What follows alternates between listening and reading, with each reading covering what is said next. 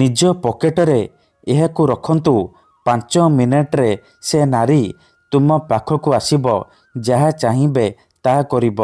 ଆଜ୍ଞା ହଁ, ଯଦି ଆପଣ କେଉଁ ଝିଅ ବା ବିବାହିତା ମହିଳାକୁ ମନେ ମନେ ଭଲ ପାଉଛନ୍ତି, ତାର ସୁନ୍ଦରତାକୁ ଦେଖି ତା ଆଡ଼କୁ ଆକର୍ଷିତ ହେଉଛନ୍ତି, କିନ୍ତୁ ଯେତେ ଚେଷ୍ଟା କଲେ ମଧ୍ୟ ତାକୁ ପଟେଇ ପାରୁନାହାନ୍ତି, ତାକୁ ନିଜର ମନ କଥା କହିବାକୁ ଡରୁଛନ୍ତି, ଆଉ ଆପଣ ଚାହୁଁଛନ୍ତି କି ସେ ଝିଅ ବା ମହିଳା ନିଜେ ଆସି ଆପଣଙ୍କୁ ଭଲ ପାଉଛି ବୋଲି କହୁ, ଆପଣଙ୍କର ସବୁ ଇଚ୍ଛାକୁ ପୂରଣ କରୁ, ତେବେ ଆଜିର ଏହି ବଶୀକରଣ ଭିଡ଼ିଓଟି ଆପଣଙ୍କର କାମରେ ଆସିବ।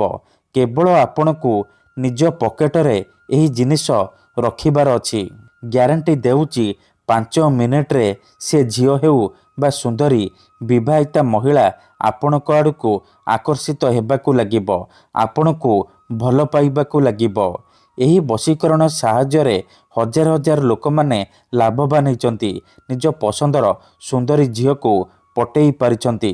ତେଣୁ ଆପଣ ବି ମୋ କଥା ମାନି ନିଜ ପକେଟରେ ଏହାକୁ ରଖନ୍ତୁ। ଗ୍ୟାରେଣ୍ଟି ଦେଉଛି, ଯେଉଁ ଝିଅ ପଟୁନଥିଲା ସେ ଝିଅ ଆପେ ଆପେ ପଟିଯିବ, ନିଜେ ଆସି ଆପଣଙ୍କୁ ଭଲ ପାଉଛି ବୋଲି କହିବ। ଯେଉଁ ପଡ଼ିଶା ଘର ଭାଉଜ ବା ବିବାହିତା ନାରୀକୁ ଆପଣ ଦିନରାତି ଭାବୁଛନ୍ତି, ସିଏ ରାତି ଦିନ ଫୋନ୍ କରିବ, ରୁମ୍କୁ ଡାକିବ, ଯାହା ଚାହିଁବେ ତାହା କରିବ। ନମସ୍କାର ଫ୍ରେଣ୍ଡସ୍, ଓଡ଼ିଆ ଫଣ୍ଡା ଚ୍ୟାନେଲକୁ ଆପଣମାନଙ୍କୁ ସ୍ୱାଗତ। ଆଜିର ଏହି ଭିଡ଼ିଓଟିରେ ମୁଁ ଆପଣଙ୍କୁ ଶିଖେଇବି ଆପଣ କିପରି ଝିଅ ପଟେଇ ପାରିବେ, ସୁନ୍ଦରୀ ବିବାହିତା ମହିଳାକୁ ପଟେଇ ପାରିବେ, ତାଠାରୁ ନିଜର ମନ ମୁତାବକ କାମ ହାସଲ କରିପାରିବେ। ଏହି ବଶୀକରଣ ଦୁନିଆର ସବୁଠାରୁ ଶକ୍ତିଶାଳୀ ବଶୀକରଣ। ଏହି ବଶୀକରଣ କେବେ ବି ଖାଲି ଯାଏନି। ଯିଏ ବି ଏହି ବଶୀକରଣ କରିଛି ସଫଳ ହେଇଛି। ବର୍ଷ ବର୍ଷ ଧରି ଭାଙ୍ଗି ଯାଇଥିବା ପୁରୁଣା ପ୍ରେମକୁ ଫେରାଇ ଆଣିପାରିଛି। ପଡ଼ିଶା ଘର ସୁନ୍ଦରୀ ଭାଉଜଠାରୁ ନିଜର ମନ ମୁତାବକ କାମ ହାସଲ କରିପାରିଛି। ତେଣୁ ମୋର ଆପଣମାନଙ୍କୁ ଅନୁରୋଧ କି ମନରେ କୌଣସି ଖରାପ ଉଦ୍ଦେଶ୍ୟ କିମ୍ବା କୌଣସି ଖରାପ କାମ ପାଇଁ ଆପଣ ଏହି ବଶୀକରଣକୁ ପ୍ରୟୋଗ କରିବେନି। କାହିଁକି ନା ଏହି ବଶୀକରଣର କୌଣସି ପ୍ରକାର କାଟ ନାହିଁ। ମାତ୍ର ଥରେ ଯେଉଁ ଝିଅ ବା ମହିଳା ଉପରେ ଆପଣ ଏହି ବଶୀକରଣ ଗୋଟିଏ ଥର କରିଦେବେ, ସିଏ ସେହି ସମୟଠାରୁ ଆପଣଙ୍କର ବଶରେ ହେଇଯିବ, ଆପଣଙ୍କର ଗୁଲାମୀ କରିବ, ଯାହା ଚାହିଁବେ ତାହା କରିବ। କେବଳ ଆପଣଙ୍କୁ ନିଜ ପକେଟରେ ଏହାକୁ ରଖିବାର ଅଛି। ହଁ ଫ୍ରେଣ୍ଡସ୍, କେତେଥର ଏମିତି ହେଇଥାଏ କି ଆପଣ ଯେଉଁ ଝିଅକୁ ମନେ ମନେ ଭଲ ପାଉଛନ୍ତି, ସେ ଝିଅ ଆପଣଙ୍କୁ ଭଲ ପାଏନି, ଅନ୍ୟ କାହାକୁ ଭଲ ପାଏ, ଆଉ ଆପଣ ତା ପଛରେ ଗୋଡ଼େଇ ଗୋଡ଼େଇ ନିଜର ସବୁ ସମୟ ସାରି ଦିଅନ୍ତି, କିନ୍ତୁ ସେ ଝିଅକୁ ପଟେଇ ପାରନ୍ତିନି। ଯଦି ଆପଣ ବି ଏହିପରି ପରିସ୍ଥିତିରେ ପଡ଼ିଛନ୍ତି, ଯେତେ ଚେଷ୍ଟା କଲେ ମଧ୍ୟ ସେ ଝିଅକୁ ପଟେଇ ପାରୁନାହାନ୍ତି, ତେବେ ମୋ କଥା ମାନି ନିଜ ପକେଟରେ ଏହି ଜିନିଷ ରଖିଦିଅନ୍ତୁ।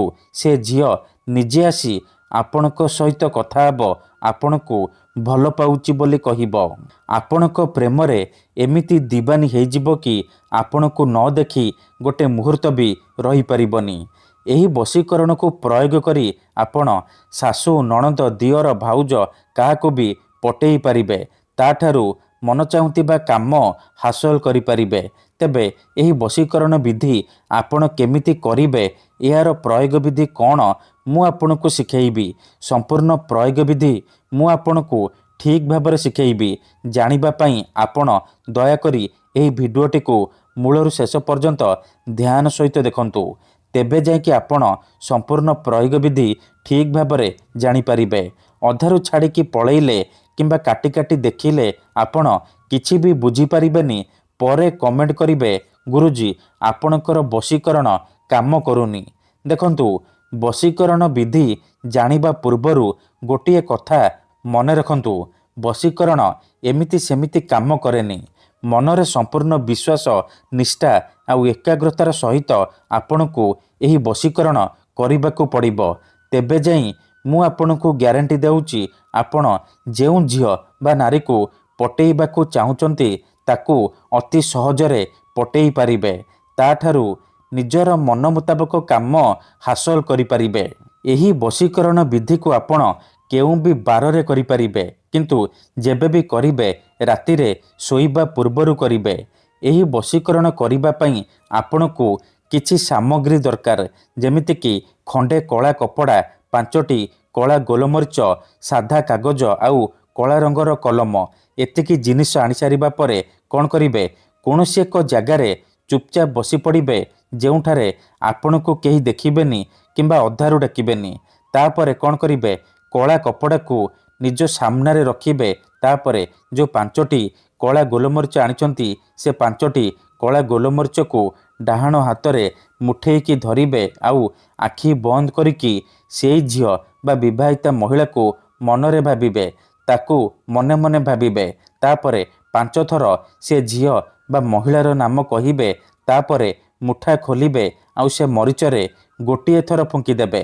ଏତିକି କରିସାରିବା ପରେ ସେ 5ଟି ମରିଚକୁ କଳା କପଡ଼ା ଉପରେ ରଖିଦେବେ। ତାପରେ ଯେଉଁ କାଗଜ ଆଣିଛନ୍ତି, ସେ କାଗଜରେ କଳା କଲମର ସାହାଯ୍ୟରେ ମନ୍ତ୍ର ଲେଖିବେ। ମନ୍ତ୍ରଟି ଧ୍ୟାନ ସହିତ ଶୁଣନ୍ତୁ।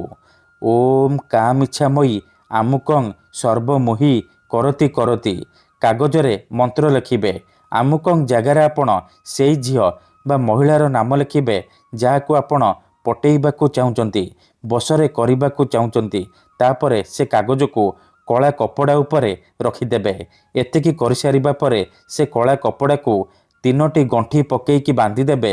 ସେ ଗୋଟିଏ ପୁଟୁଳି ହେଇଯିବ। ସେ ପୁଟୁଳିକୁ ଆପଣ 3 ଘଣ୍ଟା ପାଇଁ ନିଜ ପାଖରେ ରଖିବେ, ନିଜ ପକେଟରେ ରଖିବେ। 3 ଘଣ୍ଟା ପରେ ସେ ପୁଟୁଳିକୁ ନେଇକି କୌଣସି ଏକ ବରଗଛ କିମ୍ବା ଓସ୍ତ ଗଛର ମୂଳରେ ରଖିଦେଇ ଚୁପଚାପ ଘରକୁ ଫେରି ଆସିବେ। ଗ୍ୟାରେଣ୍ଟି ଦେଉଛି, ଏହି ବଶୀକରଣ କରନ୍ତୁ।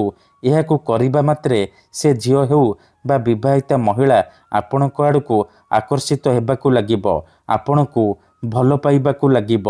ଧନ୍ୟବାଦ।